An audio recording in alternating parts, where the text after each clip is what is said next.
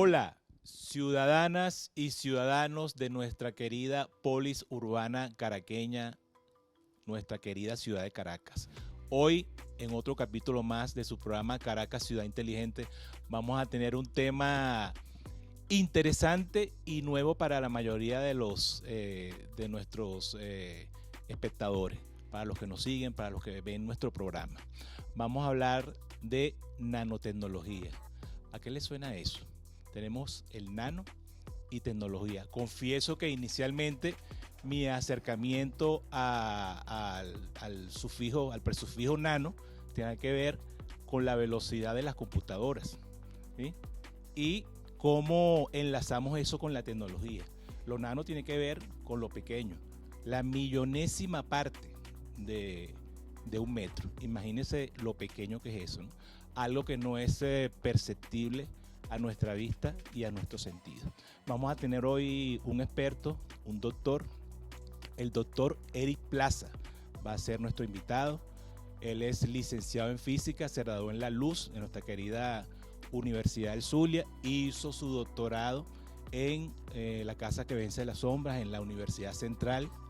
Él es profesor de nuestra querida Universidad Nacional de la Ciencia, doctor Humberto Fernández Morán. También fue profesor de la Universidad Simón Bolívar. Y bueno, investigador, conocedor del tema, ha escrito cualquier cantidad de trabajos en conjunto e individualmente, autor de muchos papers, artículos arbitrados. Y bueno, lo vamos a tener hoy para que nos hable del tema y nosotros podamos adentrarnos en el mismo y conozcamos qué es la nanotecnología. Bienvenido, Eric, bienvenido a tu programa Caracas Ciudad Inteligente. Gracias. Y bueno, vamos a comenzar. ¿Qué es la nanotecnología? La nanotecnología es una palabra compuesta, básicamente, como tú dijiste ahorita, entre la palabra nano y tecnología. Cuando uno habla de nano, uno se refiere a una escala. La escala básicamente divide un metro en mil millones de partes. Entonces, que es 10 a la 9, ¿no? Que sería 1.000.000 es 10 a la 6, le tienes que poner 3 ceros más, que más o menos queda como en eso. Me hiciste acordar de la notación física ya, cuando yo vi física de tercer grado. Exactamente eso. Entonces, en esa escala, cuando uno habla de nanotecnología, en esa escala tú manipulas cosas para, sobre la base de esa manipulación, crear métodos, crear materiales que puedan ser de utilidad para nuestra sociedad. Básicamente ese para mí es el concepto de nanotecnología, es la manipulación de la materia a esa escala para crear materiales que sean útiles, materiales o tecnologías que sean útiles. Bueno, se me olvidó mencionarles que estamos aquí en el IBIT, en nuestro Instituto Venezolano de Investigaciones Científicas. Este es el Centro de Ingeniería de Materiales y Nanotecnología. Ingeniería de Materiales y Nanotecnología que Sí. que tú diriges, ¿no? Fíjate, de lo que yo estuve viendo, por ahí se habla de moléculas y de átomos y cómo nos manipulas, cómo los distribuyes, y entonces con eso realzas o cambias las propiedades de la materia. ¿Cómo es eso? Fíjate, un nanómetro son 10 Armstrongs. Un Armstrong es el diámetro de un átomo de hidrógeno.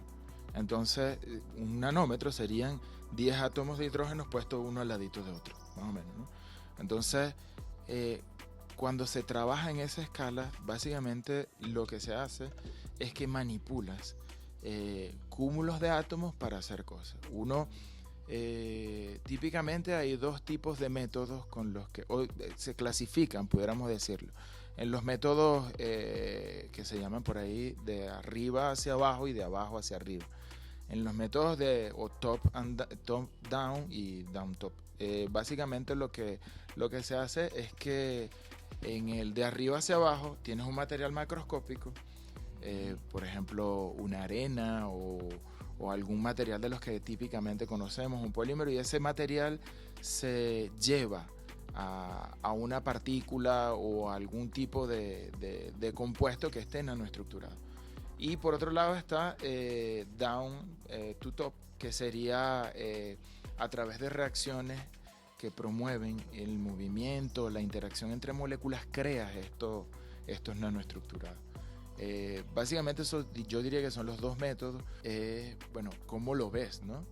Pero yo te comentaba hace rato, sí, tras cámara, que quizás lo que puede ser no motivador es que uno habla de un material nanoestructurado, entonces lo que muestra es un polvito que parece hollín, pues. Entonces, pero ¿cómo sabes que ahí hay algo que está nanoestructurado? Bueno, tienes que tener o tienes que disponer de equipos que permitan la caracterización de estos materiales. La caracterización es, por ejemplo, verlos. Entonces, para poder verlos necesitas un microscopio. Para poder estudiar la morfología de estos materiales necesitas un microscopio. Un microscopio, pero no es un microscopio cualquiera, porque, por ejemplo, en un microscopio óptico, que son los que típicamente estamos acostumbrados a ver, tú puedes llegar hasta 2000 veces, puedes magnificar hasta 2000 veces una superficie. Pero para poder ver en la escala de nano tienes que estar cerca de, por ahí, entre 30 a 50 mil veces tienes que magnificar 50.000 veces el área que estás viendo, y eso se hace en microscopios electrónicos de barrido, o en microscopios electrónicos de transmisión, o microscopios de fuerza atómica o de efecto túnel, que conversamos hace rato. Pero esa es una parte, pues esa parte te permite observar la morfología. Los microscopios naturalmente tienen otras funciones también, pero básicamente uno observa los compuestos a través de esto. Si uno los ve macroscópicamente, pudiéramos decir que son hasta medio aburridos, porque uno lo que ve, como te dije, es hollín. O sea, si por ejemplo son nanotubos de carbono, uno lo que ve es como un hollín. Pero es súper interesante cuando observas en el microscopio y te das cuenta que la estructura de lo que está ahí es totalmente diferente. Y que eso se pudo crear sobre la base de una ciencia que es multidisciplinaria también. Eso me faltó decirlo. En la nanotecnología convergen varias áreas de la ciencia. Converge la física, converge la matemática, converge la biología, converge la química. Y sobre esa convergencia de varias ciencias se crean este tipo de materiales. Ok, fíjate, hay algo que quiero especificar, que a veces se confunde mucho, que es nanociencia y que es microtecnología. ¿Qué se diferencia de la nanotecnología? Básicamente, para mí, la diferencia está en tecnología y ciencia, ¿no? En la ciencia, por ejemplo, un físico o un matemático que desarrolla ciencia puede estudiar fenómenos naturales para tratar de comprenderlo, tratar de simplemente comprender cualquier tipo de fenómeno natural. Pero en la tecnología uno típicamente agarra ese conocimiento que ya se creó para tratar de crear cosas que puedan ser útiles para la sociedad. Para mí la tecnología va hacia eso. ¿Cómo creas cosas que puedan ser útiles hacia la sociedad? Entonces, cuando uno habla de nanociencia, hay mucha gente, por ejemplo, que estudia fenómenos mecánico-cuánticos, por decir algún ejemplo, asociados a nanoestructurados, pero que no tienen una aplicación inmediata. Entonces ahí uno podría estar hablando eso podríamos decir que es nanociencia. Pero hay otra gente, por ejemplo, que estudia cómo hacer cómo hacer nanoconductores para tratar de mejorar, los procesadores que se utilizan en los teléfonos. Ahorita la tecnología de los procesadores utiliza escalas que están, o se desarrollan objetos que están cerca de los 3 nanómetros.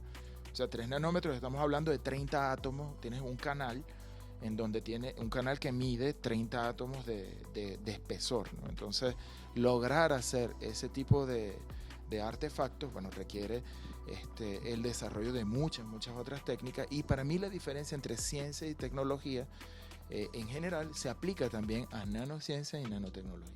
Cuando uno habla de micro, ya es otra escala. Pues en nano, el prefijo nano, uno habla por 10 a la menos 9 metros. En micro se habla por 10 a la menos 6. Entonces ya hay diferencias ahí significativas. Ok, ya estamos entrando en lo que tiene que ver las aplicaciones. ¿Qué aplicaciones tiene la nanotecnología? ¿Puedes hablarnos un poco de eso en términos generales con otras áreas, con medicina, con informática, que se supone que creo que es la más conocida, ¿no? En el caso de nosotros, te voy a hablar en función de las cosas que nosotros trabajamos y después quizás pueda hacerte unas palabras de las cosas que se están haciendo. En el caso de nosotros ahorita, bueno, estamos desarrollando materiales para la hidrólisis del hidrógeno. ¿Por qué la hidrólisis? Nosotros aquí el centro. Sí, ajá. Tenemos un proyecto aprobado por el ministerio precisamente para esto. Y la importancia de este tipo de proyectos es que tú, cuando realizas la hidrólisis del hidrógeno, la hidrólisis tiene dos caminos, ¿no? El camino con el que tú, digamos que inyectas electricidad en agua y separas el agua a través de procesos de oxidorreducción y generas oxígeno e hidrógeno. Pero tiene otro camino, que es el camino en donde introduces en un material hidrógeno y cuando introduces dentro de ese material hidrógeno generas electricidad. Lo interesante de este proceso es que esa electricidad que se genera tiene como desperdicio vapor de agua. Entonces, bueno, ahí entran, ahorita hay todo un movimiento, pudiéramos decir, en la sociedad científica que está tratando de impulsar la utilización de este tipo de tecnologías asociadas a la generación de energía. ¿Por qué? Bueno, porque son limpias, pues, porque no generan contaminantes, porque el futuro eventualmente de los combustibles fósiles eventualmente se van a acabar y porque tenemos que establecer un periodo tenemos que establecer el camino hacia la transición. Nosotros como país que desarrolla energía, pues yo creo que tenemos también una responsabilidad importante, pudiéramos decir, en ese tema. Y ahorita nosotros en qué estamos trabajando, en esos materiales que se encargan de que al hacerles pasar hidrógeno a ellos generen electricidad. Entonces ahorita tenemos dos propuestas de materiales que básicamente es agarrar un polímero conocido que es PVA, y introducir dentro de este polímero grafeno, introducir dentro de este polímero nanopartículas de platino, que es el catalizador que genera que es el que se encarga de gran parte del proceso electroquímico, y bueno, hacerle un proceso de carbonización y este material utilizarlo en celdas de combustible, que se llama celdas de combustible de membrana, de PEM, de Proton Exchange, membranas de intercambio protónico se llama. ¿Celda de combustible para qué? Combustible para generar electricidad. Generar electricidad. En vez de tener una pila, tienes una bombona llena de hidrógeno y con la bombona llena de hidrógeno mueves una moto, mueves un carro. Ya hay de hecho carros que se comercializan sobre la base o que trabajan con hidrógeno. Pero ¿cuál es podríamos decir, el problema detrás del hidrógeno? El platino. El platino es muy caro. Entonces, típicamente lo que la gente hacía es que, ponen una capa de platino muy, muy finita sobre un material para que se produzca el proceso electroquímico. Pero una de las ventajas de la nanotecnología es que permite disminuir la cantidad de material que necesitas utilizar. Entonces, ahorita, estamos trabajando precisamente en estudiar materiales que permitan utilizar poca cantidad de platino y que desarrollen energía a partir del hidrógeno. Excelente. Ese es uno, hay otros. Hay otro, por ejemplo. Tiene múltiples beneficios, ¿no? Es el tema de nanotecnología, sí. Hay otro proyecto, para hablarte de otra de las cosas que hacemos. Estamos trabajando con el desarrollo de nanoburbujas. Las burbujas, uno cuando tiene una pecera, por ejemplo, cuando tú tienes una pecera, uno le burbujea aire. Pero si tú dejas de burbujear aire, al día siguiente los peces, no al día siguiente, pero a los días, los peces comienzan a enfermarse, se mueren. Eso tiene que ver con el oxígeno, que se burbujea cuando se pasa el aire. Pero las burbujas, como son grandes, ellas, por principios físicos, principio de Arquímedes, ellas suben, ¿no? Pero si tú logras hacer que las burbujas sean lo suficientemente pequeñas, las fuerzas gravitacionales comienzan a ser despreciables y ellas pueden permanecer meses ahí, pueden permanecer meses dentro del fluido. Entonces, eso permite que, bueno, que puedas también tener un material o tener un método que sea antibacterial, que prevalezca en el tiempo, y que, bueno, que sea barato, ¿no? Uno puede comenzar a pensar en cosas como, bueno, pero ¿qué pasa si desarrollamos un equipo y que ese equipo lo utilicemos? Pues hay muchos mecanismos para limpiar agua, ¿no? También eso tiene que estar claro. O sea, por ejemplo, hay mecanismos de cloro, hay mecanismos de UV, de ozono. Pero ¿cómo haces, por ejemplo, si quisieras tratar de limpiar de bacterias un lago? Por ejemplo, necesitas otros tipos de mecanismos. Y existen, sí existen, pero la idea es abaratarlos, la idea es hacerlos que sean mucho más accesibles. Y bueno, este proyecto, en un futuro, estamos tratando de dirigirlo hacia eso, hacia la descontaminación de grandes volúmenes de agua. Bueno, que nosotros manejamos siempre en el ministerio, ¿no? Tener ciencia para la vida, innovaciones y tecnología para reproducir vida, no para generar muerte, ¿no? Ni armamentistas. Nosotros estamos vinculados con la paz, la ciencia para la paz. Sí, la ética, ¿no? O sea, ahí yo creo que sobre eso hay toda una filosofía de pensamiento, ¿no? La ciencia debe o se debe a la vida, diría yo, ¿no? Y sobre esa premisa uno construye, sobre esa premisa se desarrollan ideas. Y cuando eso se logra establecer en la sociedad, pues puedes llegar a tener beneficios muy, muy grandes. Una vez que hemos hablado de la ciencia para la vida, me gustaría que conversáramos sobre uno de los vértices que tenemos nosotros en el ministerio, que es el primero, que es el del semillero científico, ¿no? El desarrollo, la creación de semilleros científicos de nuestra juventud. Estábamos hablando ahorita, antes de comenzar, de la vocación, de cómo motivar a esos jóvenes a que se dediquen a estudiar ciencia, específicamente a la nanotecnología. Entonces, ¿qué estamos haciendo en ese sentido? Estábamos hablando de nuestra querida Universidad Nacional de la Ciencia, Humberto Fernández Morán. Fíjate, el problema de tener, pues el problema de tener mucha gente que trabaja en ciencia requiere métodos, por decirlo de alguna manera. Requiere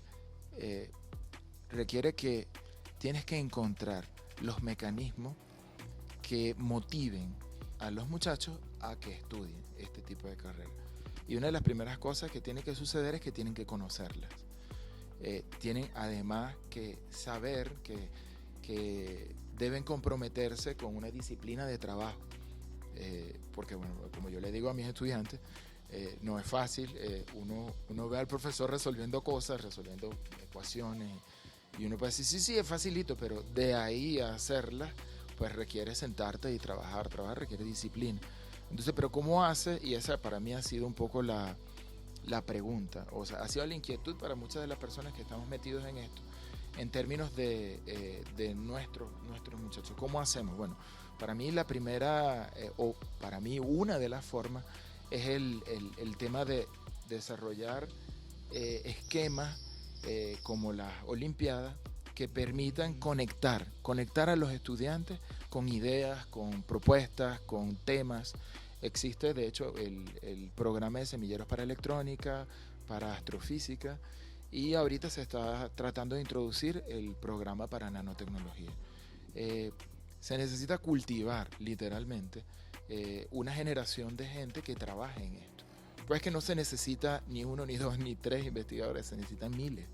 Entonces, la generación de esos miles de investigadores pasa por el hecho de que estos muchachos puedan estudiar, de que se les dé la oportunidad de que estudien, de que se les dé la motivación correcta, de que ellos encuentren en nuestro país el nicho, pudiéramos decirlo, en donde trabajar precisamente en este tipo de ¿Cuántos de estudiantes tienen previsto para esas Olimpiadas? Ahorita, fíjate, el mecanismo de las Olimpiadas, hay un primer llamado que ya se hizo.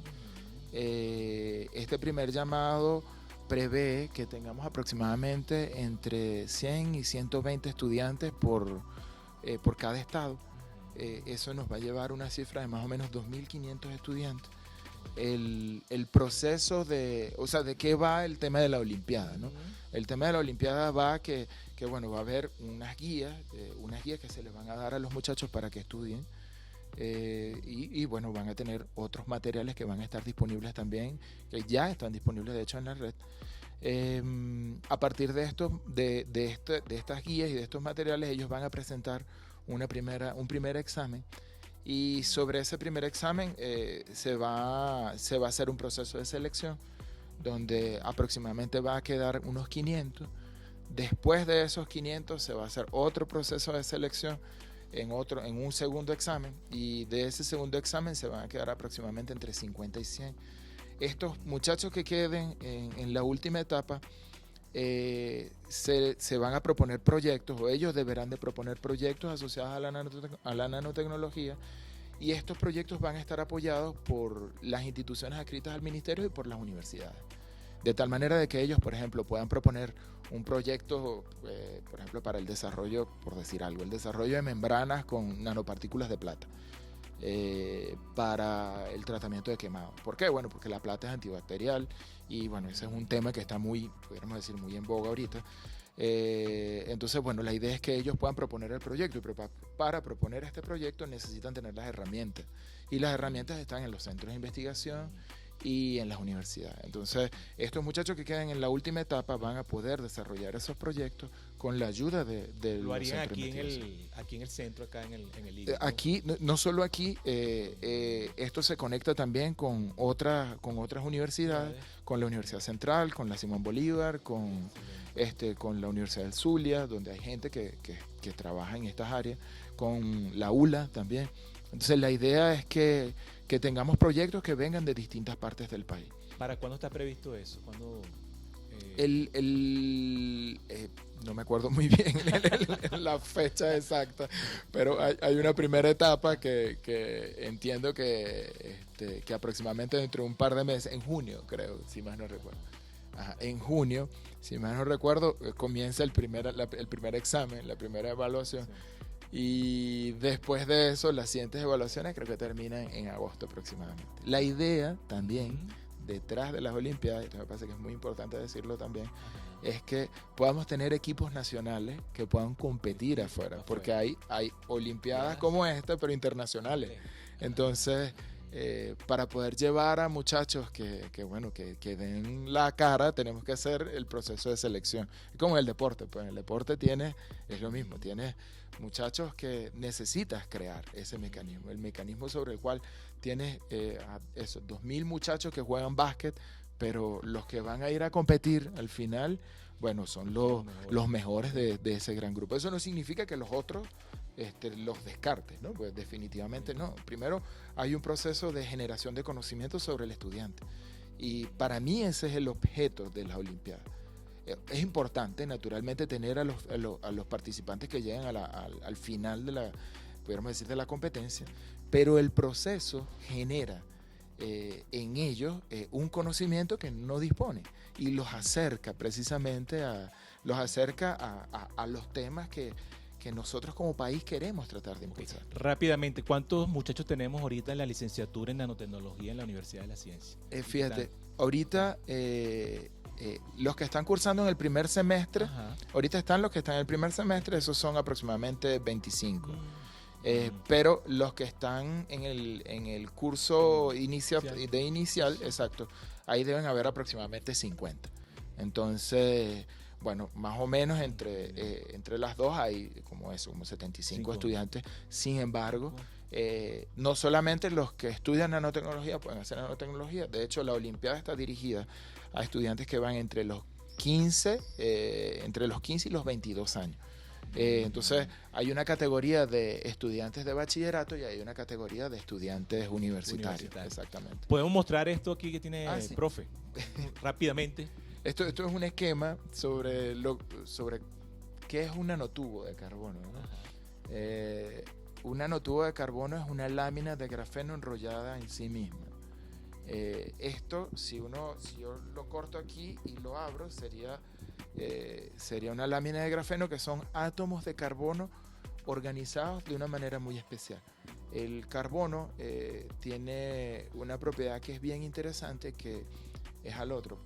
Eso significa que con el carbono tú puedes hacer un ser humano. Nosotros los seres humanos estamos hechos de carbono, pero puedes hacer diamante, puedes hacer comida, puedes hacer árboles, pero también puedes hacer, por ejemplo, nanoestructuras asociadas al carbono. Entonces, en este esquema, en este diseño, uno básicamente lo que trata de mostrar es de qué manera están organizados los átomos dentro de un nanotubo de carbono. Entonces, cada vértice o cada puntito en donde se unen las líneas estas representa uno de esos átomos. Cuando lo ve naturalmente, o para poder verlo de esta manera, requieres un equipo especial, requieres un microscopio de fuerza atómica, un microscopio de transmisión de ultra alta resolución para poder verlo de esta manera. Pero esto es lo que básicamente está detrás de lo que es un nanoestructurado o un tipo de nanoestructurado. Hay muchos otros, por ejemplo, que son esferas, hay otros que parecen como una cebolla, hay otros que son un plano en donde hiciste huequitos, hay otros, por ejemplo, en lo que tenemos en nuestros teléfonos todo el tiempo, que simplemente son conductores de electricidad, son líneas por donde se conduce la electricidad. O sea, hay muchísimos tipos, y cada tipo tiene un método, como dije hace rato, un método de síntesis, un método para la realización de este tipo de material. Okay. Bueno, el tiempo siempre es implacable con nosotros. Sí, nos quedan siempre cosas en el tintero, pero bueno, siempre le hago un llamado a la juventud, a nuestra juventud venezolana: estudien nanotecnología, motívense con la ciencia. En la Universidad de la Ciencia tenemos este gran profesor, investigador, doctor, que está para darles conocimiento a ustedes, para formarlos. Los esperamos allá en la Universidad de la Ciencia, los esperamos también aquí, gracias a Livit, en este centro tan bonito, con este clima que tenemos mucho frío, y nos ha encantado hacer este programa. Muchas gracias, profe, por sus precisiones, por sus conocimientos, y nos estaremos viendo en un próximo programa. Chao, chao. Chao. Hasta luego.